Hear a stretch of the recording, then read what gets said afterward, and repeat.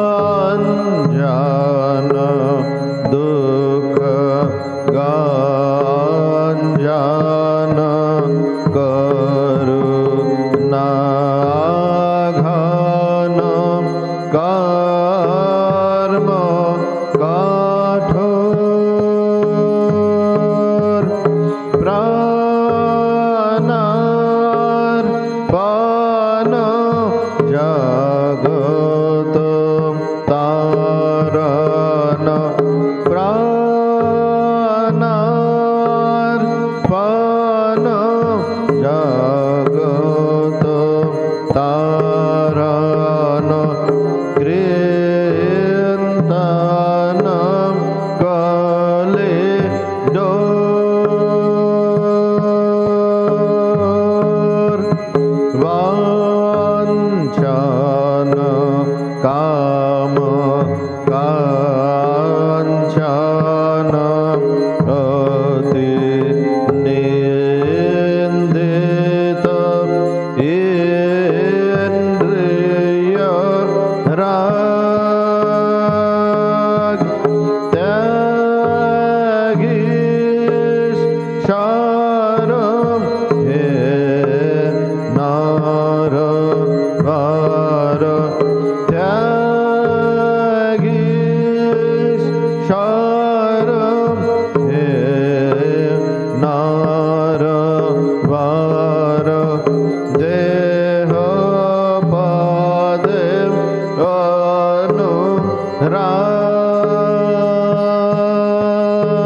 अनुराग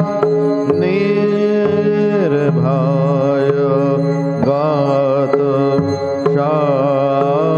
संशय दृढ़ निश्चय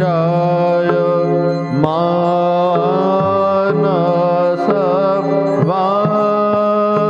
वान निष्काम रान भक्त शरण निष्काम रान भक्त शरण त्यजी जाति कुल मान संपद तब श्रीपद भव गोष्पद वारि याथाय प्रेमार्पण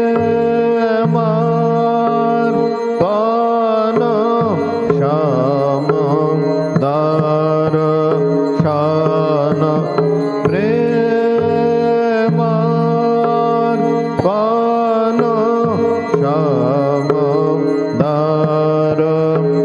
दर्शन जग जन दुख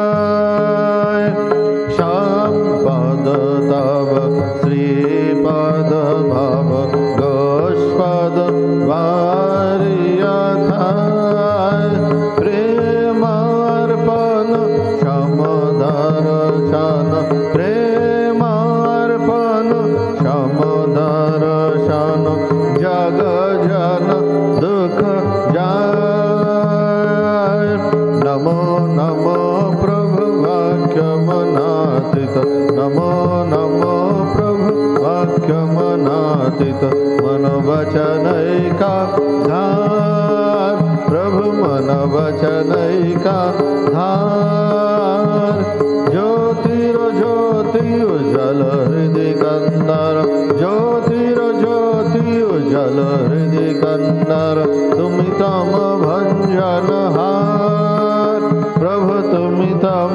भंजन हार नमो नमो प्रभु वाक्यमनातीत नमो नमो प्रभु वाक्यमनातीत मन वचनैका धार प्रभु मन वचनैका धार ज्योतिर ज्योति उज्जल हृदय कंदर ज्योतिर ज्योति उज्जल हृदय कंदर तुमि तम भंजन हार प्रभु तुमि तम भंजन हार धे धे लंग रंग भंग बाजे अंग शंग मृदंग धिलंग रंग भंग बाजे अंग शंग मृदंग गाय से छंद भक्त वृंद आरती तुम्हार गाय से छंद भक्त वृंद आरती तुम्हार जय जय आरती तुम्हार हर हर आरती तुम्हार शिव शिव आरती तुम्हार खंडन भाव बंधन जग बंधन बंदे तुम्हार जय श्री गुरु महाराज जी की जय।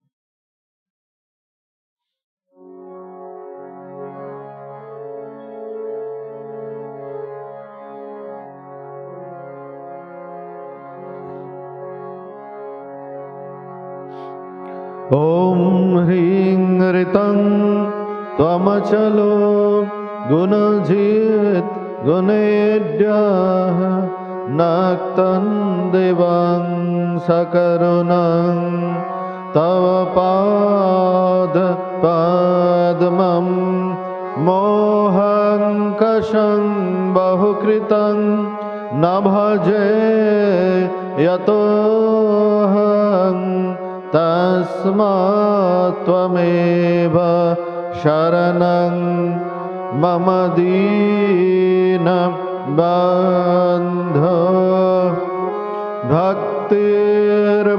भक्तिर्भगश्च भजनं भवभेदकारी गच्छन्तलं सुविपुलं गमनाय तत्त्वं वक्त्रोद्धृतं तु हृदय न मे भाति किञ्चित् तस्मात् त्वमेव शरणं मम दीन बन्धो तेजस्तरन्ति तरसां त्वयि तृप्त तृष्णां रागे कृते ऋतपथे त्वयि राम कृष्णे मार्त्यमृतं तव पदं मरणोर्मि नाशं तस्मात् त्वमेव शरणं मम दीन बन्धो कृतं करोति कलुषं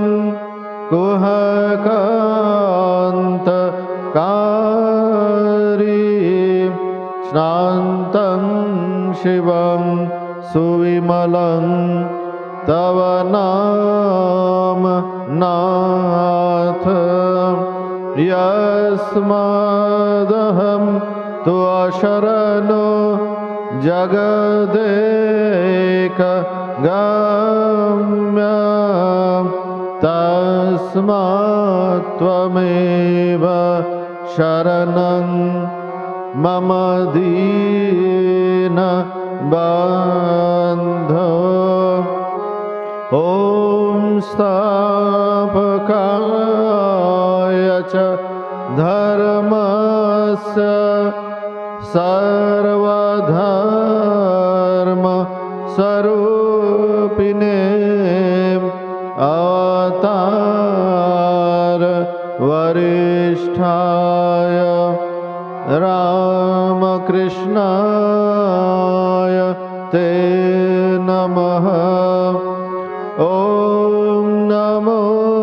श्री भगवते रामकृष्णाय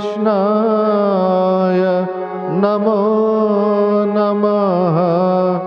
ॐ नमो श्री भगवते रामकृष्णाय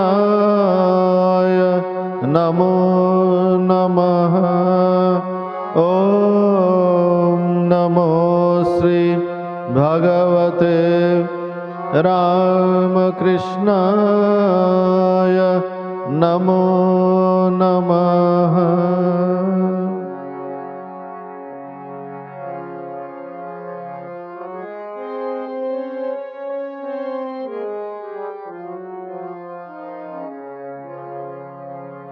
ॐ सर्वमङ्गल माङ्गल्ये शिवे सर्वार्थ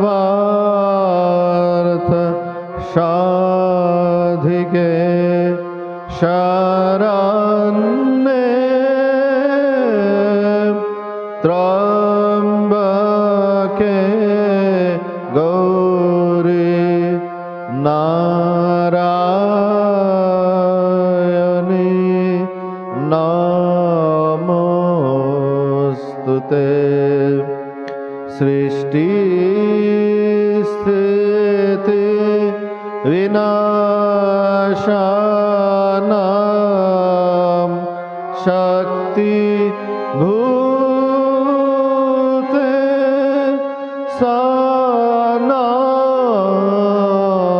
सनातने गुणाश्रये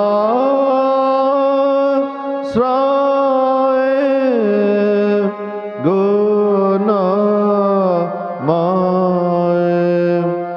नारायणी नमोस्तुते।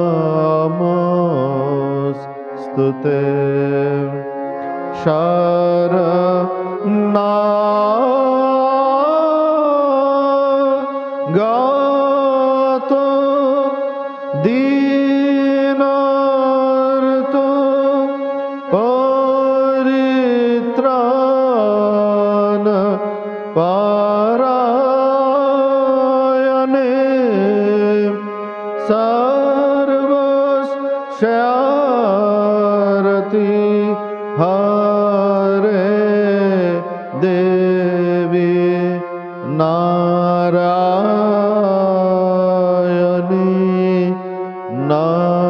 नमोस्तुते। जय नारायणी नमोस्तुते। जय नारायणी नमोस्तुते। जय नारायणी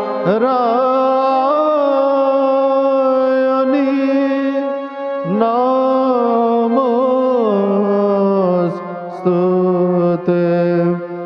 जय नारायणी नमोस्तुते।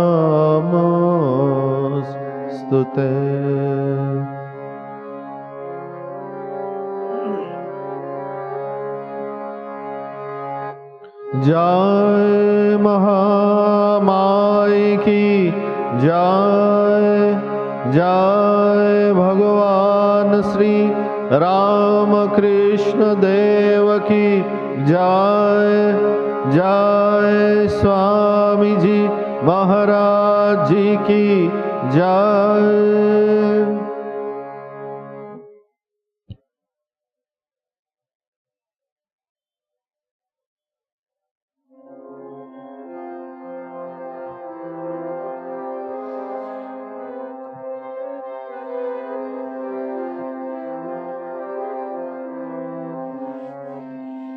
प्रकृतिं परमां अभयां वरदां नररूपधरां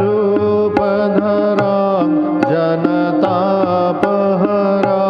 शरणागत सेवक दोषकरीं प्रणमामि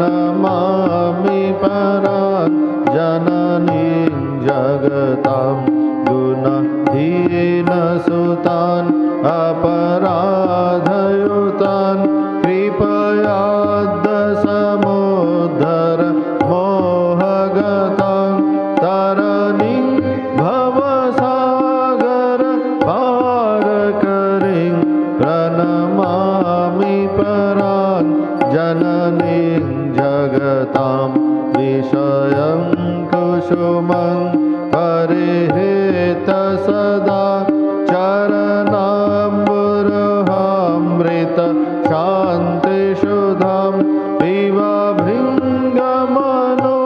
भवरोगहरां प्रणमामि परां जननीं जगतां कृपां कुरु महादेवी श्रुतेषु प्रणतेषु च चरणाश्रयदानेन कृपामयि नमोऽस्तु ते लज्जापटावृते नित्यं शारदे ज्ञानदायिके पापेभ्यो न सदा रक्ष कृपामयि नमोऽस्तु ते रामकृष्णगतप्राणां अन्नाम श्रवणप्रियां तद्भावरञ्जिताकारां प्रणमामि मुहुर्मुहुः पवित्रं चरितं यस्य पवित्रं जीवनं तथा पवित्रता स्वरूपिण्यै तस्यै देव्यै नमो नमः देवीं प्रसन्नां प्रणतान्त्रिहन्त्रीं योगीन्द्रपूज्यां युगधर्मपात्रीं तां शारदां भक्तिविज्ञानदात्रीं दयास्वरूपां प्रणमामि नित्यं स्नेहेन बध्नासि मनोस्मदीयं दोषान् शेषान् सगुणीकरोषि आहेतुनानु दयाशेषदोषान् स्वाङ्के गृहीत्वा यदिदं विचित्रं प्रसीद मातर् विनयेन याचे नित्यं भव स्नेहवती श्रुतेषु प्रेमैकबिन्दुं चिरदग्धचित्ते विषिञ्च चित्तं गुरुणा सुशान्तं जननीं शारदां देवीं रामकृष्णं जगद्गुरुं पादपद्मे तयो श्रित्वा प्रणमामि मुहुर्मुहुः प्रणमामि मुहुर्मुहुः।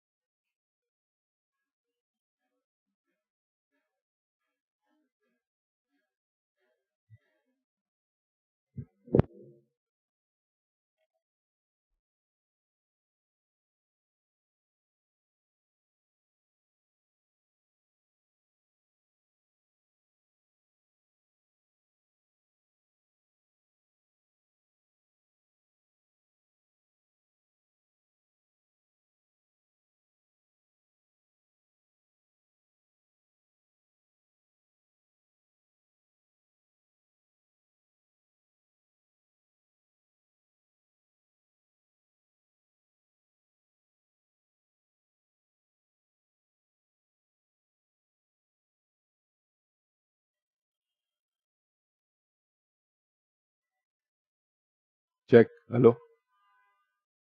Namah Shri Yatirajaya Vivekananda Sure Satchit Sukhasvarupaya Swamine Tapaharine.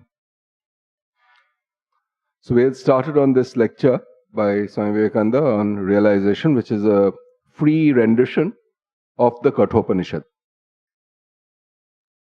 And we had briefly discussed last time that at the core of the Kathopanishad, there is a basic question. And it is a foundational question that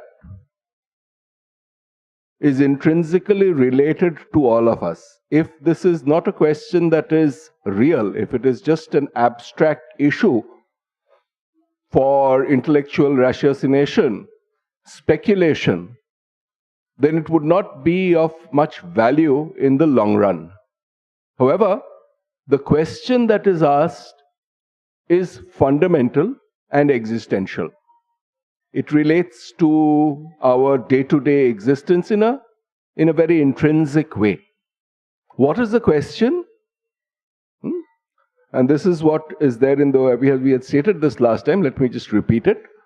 Nachiketa asks Yama, Yeyam prete vichikitsa manushye asti tyeke nayam asti iti chaike. Ya iyam prete. When this body is gone, one dies, some say that he or she is, some say that he or she is not. What is the truth about this? This is the basic question. Does existence, in particular my existence, terminate at death, or does it not? This is the question. And what Vivekananda is talking about here is that this question, one has to first understand its depth. What kind of answer is required? Not an answer in terms of stories or narratives. Nachiketa's mind is something that is oriented towards truth, not stories, not narratives. Therefore, the answer that is given necessarily needs to deal with that fundamental issue. And so, when we see the answer that is given, it starts off as if in a very oblique way. What is it? Shreyascha preyascha manushyametat tau abidhyayan vivinakti dhiraha. Vivinakti is the crucial thing here. Separating out, discrimination, analysis, viveka. Which means, this question that you have asked, first understand the significance of the question. One can give a story-based answer, so and so believes this, so and so believes something else, a bunch of theologies, and then there's a fight between, oh, after death one goes to this loka, that loka, one goes round and round in circles. All kinds of stories can be created. It does not address the central issue. And here, the key point then is that Nachiketa demands a real answer to this real question. And a story is at best a a kind of an imaginary answer that blunts our enquiry. Some sense, it basically, it's like giving stoka, meaning it's as if there's this story, so and so has said this, please believe it, etc., etc. It's not a kind of answer that a thinking mind would be satisfied with. And this particular question asked in the Upanishads is clearly that of a mind which is capable of thinking and capable of thinking deeply. The answer must therefore have that particular quality to it. And the first set of paragraphs in this particular lecture, Vivekananda deals with precisely this issue. And he basically respects the audience or those who are reading it and expects them to be capable of this kind of deep, introspective, analytical thought, without which an answer to this question would fall flat. And so he first starts off with a somewhat related question, which is perhaps not as existentially intimate as this particular question that's there in the Upanishads, in the Kathopanishad, namely what happens when one dies, when I die in particular.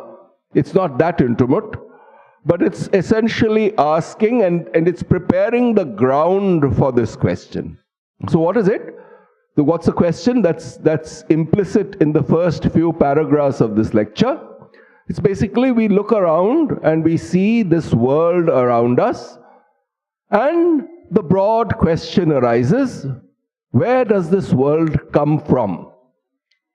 And the naive mind starts manufacturing stories that there is this huge creature which we call a personal God sitting somewhere in the heavens creating this stuff out of nothing, and various other theologies constructed on the basis of that.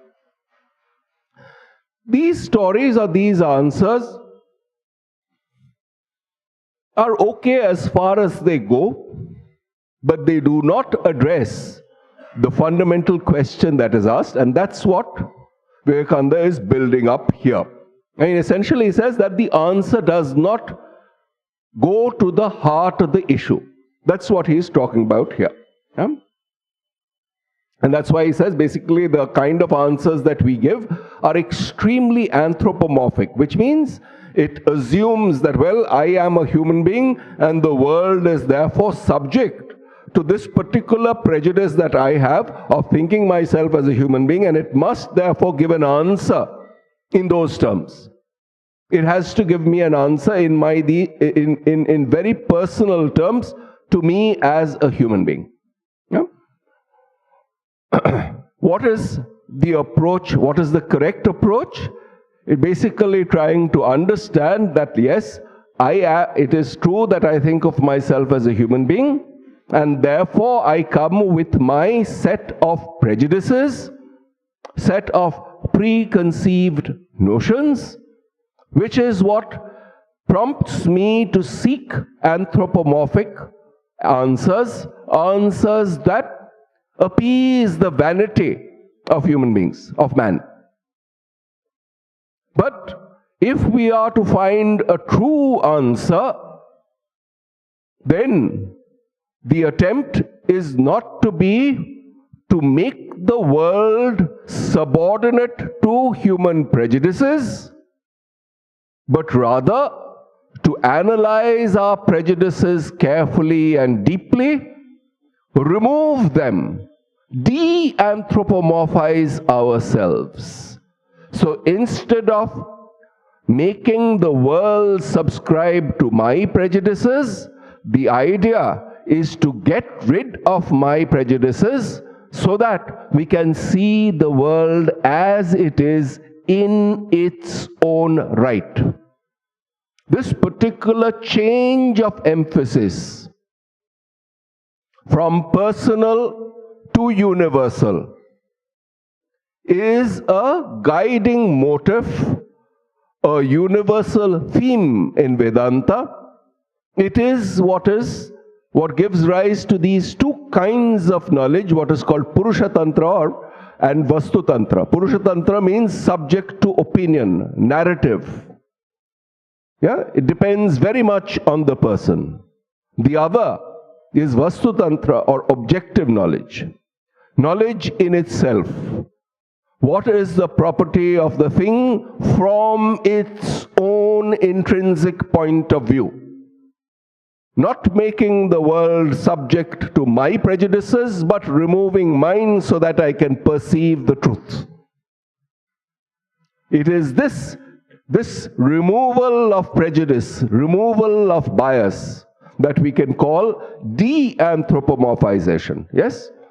Basically, we are apt to think of everything in anthropomorphic terms, forcing the world to be subject to our prejudices, but the real approach in order to access truth per se, Sat, that which is independent of opinion. The approach to that is to de-anthropomorphize, remove our subjective prejudices. This is done by the exercise of this analytical intuition or viveka. This is the framework in which this particular lecture of Vivekananda sits. And essentially this is the theme that he elaborates, and this is where we had ended last time. Our senses are limited, very limited indeed. And within these limitations exist what we call our universe. And our God is the solution of that universe. But that cannot be the solution of the whole problem. But man cannot stop there. He is a thinking being and wants to find a solution which will comprehensively explain all the universes. He wants to see a world which is at once the world of men and of gods and of all possible beings, and to find a solution which will explain all phenomena.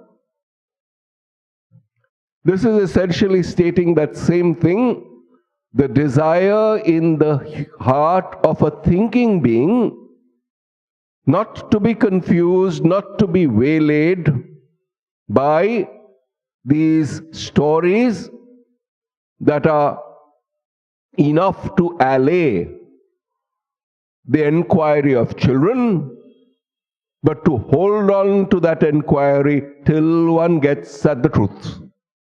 It is to that kind of mind that this is addressed.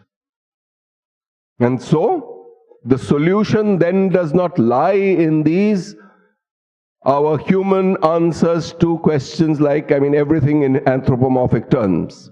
What is the answer? Our only hope then lies in penetrating deeper. This penetration deeper means precisely asking the question, instead of where does this world come from, the same question turned around, becoming a subjective question. What is it in me that makes me think that this world has come from somewhere? In other words, instead of asking this objective question, where has this world come from, one is trying to trace the subjective cause of this question arising in my heart. Where does this question arise in me?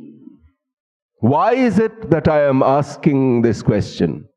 This part, this kind of emphasis from an objective external universe to a universal subjective notion of where this question arises within me, what is happening is a change in emphasis. A change from the objective universal to the subjective universal.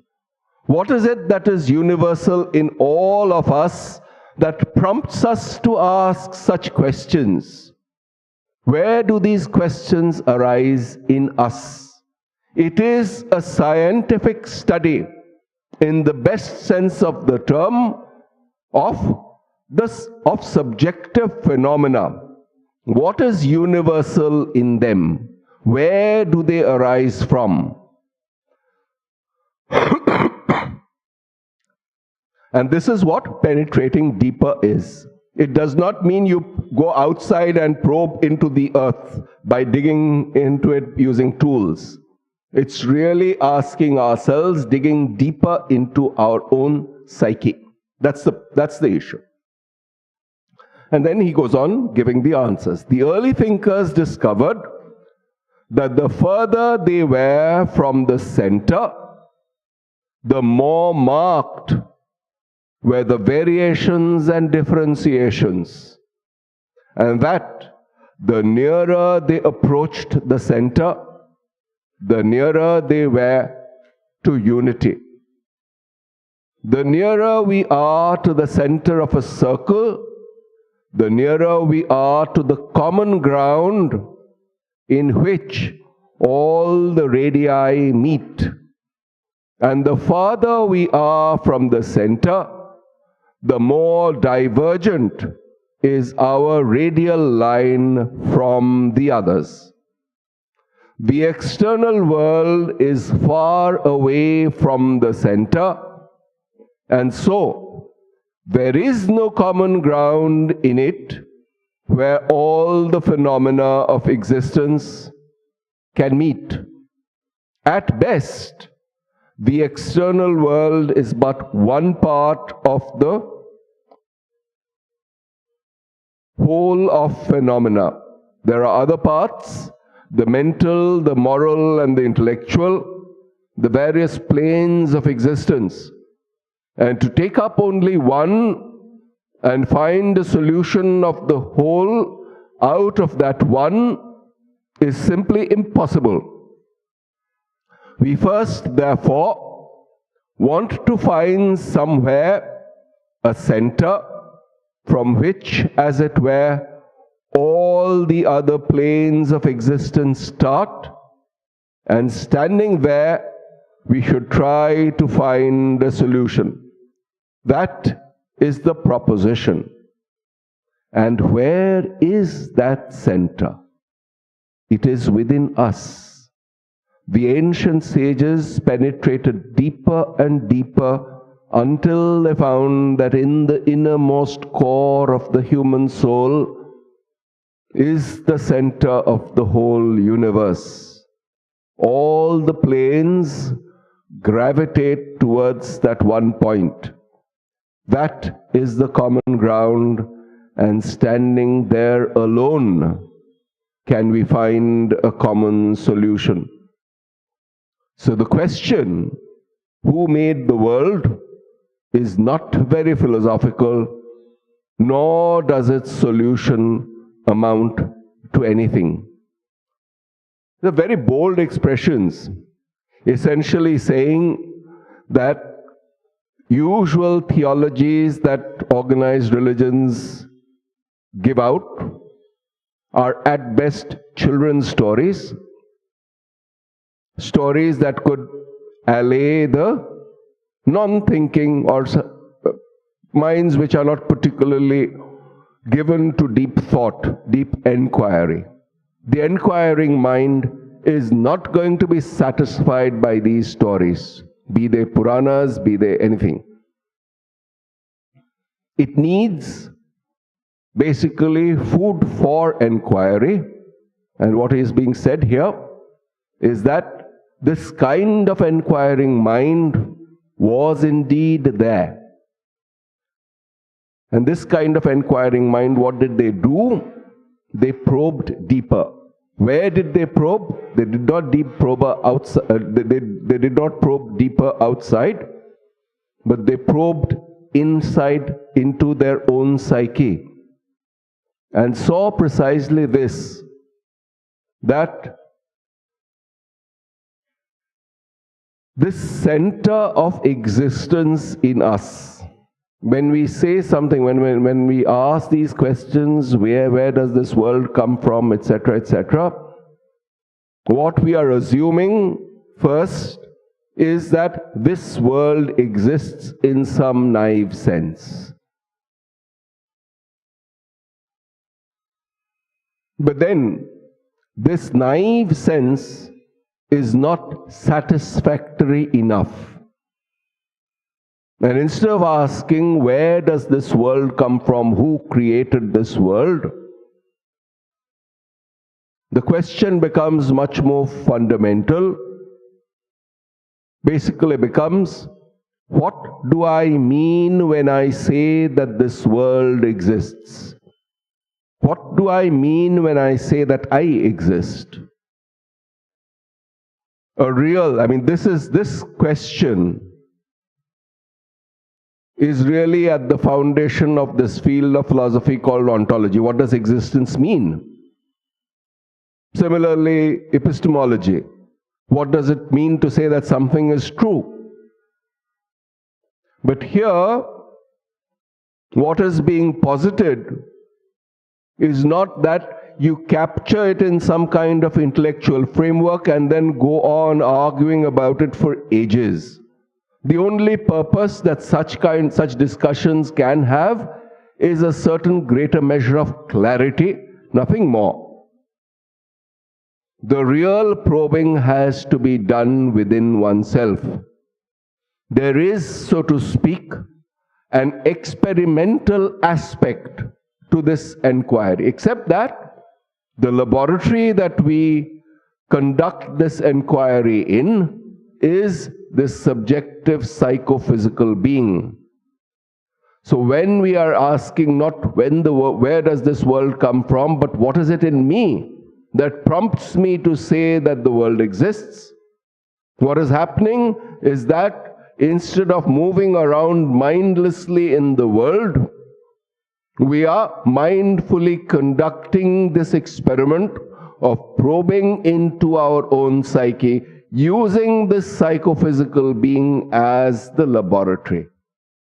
That fundamental enquiry needs to be conducted if we are to have the remotest hope of having a satisfactory answer to this question. The answer cannot be obtained outside. Why? Because after all, what we say outside is really a stimulus, and it is in our response, in our subjective response to the external situation, that real answers are to be found.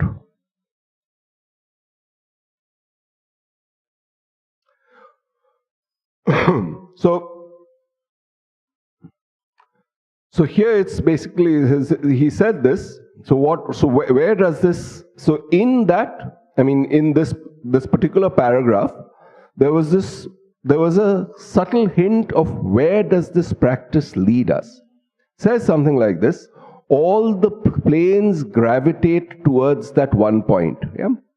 So if we have our attention directed outward, then we start thinking of universes as divided.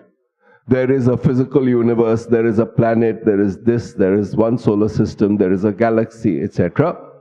Then there is this mental plane at which we think. Then there is a moral plane at which we behave. There is this intellectual plane in which we probe deeper, etc., etc. However, what is the consequence of probing deeper? What is its impact on our personal psyche? This has been hinted at here. What it does, it basically integrates and unifies our being. See, we can ask various things about this question of where this world has come from, where has this universe come from, has a corresponding subjective question also. Where do thoughts arise in me? there is this external question, where does this world come from? And there is this subjective question, where do thoughts arise? Where does my mind come from? And what does this probing deeper mean? These two planes of existence, the material and the mental, what one is doing is one is probing to an extent that these two planes of existence in which all of us live are recognized at a certain fundamental level to be not really that different from each other. A unification happens. Does this unification happen outside? Is there a mental universe outside and a material universe outside, which somehow or the other just get thrown together like two balls hitting each other? No. By probing deeper, one sees that it is from the point of view of my psyche that there is this idea that I am this material being. Similarly, there is this idea, I am this mental being. The substratum on which both exist, both ideas exist. I am a mental being or I am a physical being. That is a locus of unification. You see, very often we find that ideas of one group of people are different from ideas of another group of people. And they are different only so long as we have not found a common ground, a common locus of unification of such ideas. Such a locus of unification can only be found when we see that what seemed to be opposing ideas are really aspects of the same reality. So for instance, very material, very simple example, a coin has a head, it has a tail. If we just look at the face of the coin, this is the superficial way of looking at it, then there is either a head or a tail. And we would be able to say that there is a contradiction or a logical conflict between the face that is turned upward. Either it is head or it is tail. It is exactly this principle that is used in deciding tosses. However, if we move to the point of view that it is, after all, a coin which has both head and a tail as its two faces, what happens? We have found a more fundamental unifying framework. And then we see that the head cannot exist with the tail, nor the tail without the head. Yeah? It is precisely this kind of exercise that is supposed to be done within our psyche. It is within us that we have these conflicts.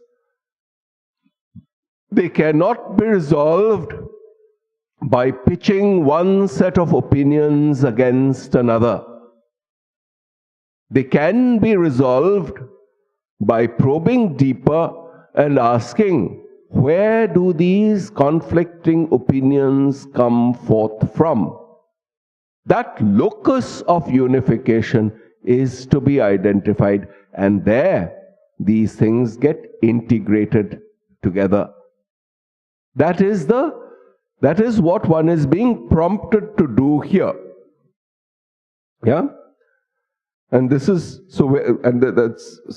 so we first therefore want to find somewhere a center from which, as it were, all the other planes of existence start, and standing there, we should try to find a solution.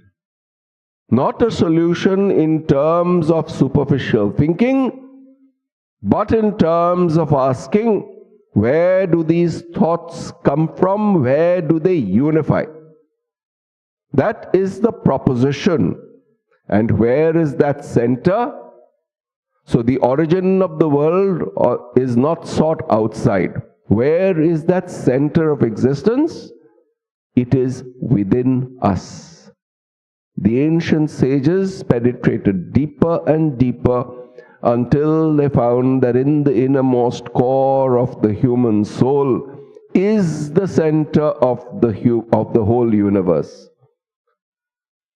And then what happens? Then this conflict that we had been thinking about of one opinion versus another opinion, of one race versus another race, of one political ideology versus another political ideology, these turn out to be merely superficial things that can be gotten rid of fairly easily. Why? Because one has identified the locus from which these so-called conflicts arose, and one has found that really in the depth of our being, these are unified. So the good and the bad are only, for example, ethically good and the ethically bad. These are things that we come up with. They create conflicts. And then we think of one as opposed to the other. But on the other hand, if we ask, where does this ethical sense emerge from? From within us. Where does it come from? And then try to study this whole thing with a calm, impassive, objective frame of mind. What happens? We see that what we call good and evil are but the obverse and reverse of the same coin. Hence that example of the coin. What we call bad or evil cannot exist without good, and what we call good cannot exist without a corresponding notion of evil. And so long as these two ideas are there, they will keep causing conflicts in our head, in our hearts. It's only when we penetrate deeper that we shall be able to see that what we call ethical conflicts are not really there. They are part and parcel of a larger reality. And so the ethical questions become resolved into more fundamental questions. See, for instance, when we talk of good or bad, we think of destruction of certain, say, human life as something terrible, as something bad. And somehow or the other, creation of human life as well may be good at some level. Though there are 8 billion of us on this planet, I don't see how that is particularly good in our present situation. However, what is, how do we resolve this? Essentially, see, the thing is, even in this, there's this beautiful cartoon film called The Lion King. And at some place there is this profound piece of wisdom that the elder lion gives its youngster, saying, essentially talking of this from a larger perspective. See, what is he talking about? The grass grows on the plains. There are these vegetarian deer, etc., that eat it. The lions eat that deer. If it got stuck there, then there would be just a hierarchy. But then the lion says, and then when we die, this body goes back to the earth and allows grass to grow again. What is happening here is that this personal destruction, death, is seen as part of a much larger cosmic phenomenon. Something comes up, exists for a while, and it goes back to to a place where the cycle can resume again. Viewed from this larger perspective, these are seen as inevitable parts of a larger cycle. And then these myopic ethical concerns, this is good, that is bad, this person is good, that person is bad, is replaced by this individual serves this particular role in the larger scheme of things. We are not jumping to a conclusion, this person is good because he or she favors us, does something that is favorable to us. This person is bad because he or she misbehaves with us or does something that is painful for us. We take a step back and understand that these things, these individual which we were thinking was good, is really serving a larger part in this cosmic harmony. So also is this other person we were thinking of as bad. Which means that this problem of good and bad, of good and evil, the ethical problem, is not going to be resolved by finding solutions externally. And many theologies keep on doing, oh yes, you see, God is good, but then why is there all this problem in the world? And all kinds of manufactured answers are given, never satisfactory. On the other hand, if we probe deeper within ourselves, then we see that these notions of good and bad are not particularly absolute, but they come forth from within us for a certain practical purpose. Because we live in a society, it is important that there is a certain larger concern for other beings around us, which is what we call good. Without that, the existence of society would be in jeopardy. And my existence would feel threatened. So at some level, there's a very pragmatic reason for why we call what is good, good, and what is bad, bad. But then, the question, instead of becoming one of probing into something that we call good for a while, something that we call bad for a while, becomes, okay, fine, we live in society and that has given rise to these principles of good and bad in social life. So the cause for ideas of good and ideas of bad, viewed from this lens, becomes the existence of human society. Fine. So the question of good and bad, tracing it this way, the next step becomes, why do we as human beings live in a society?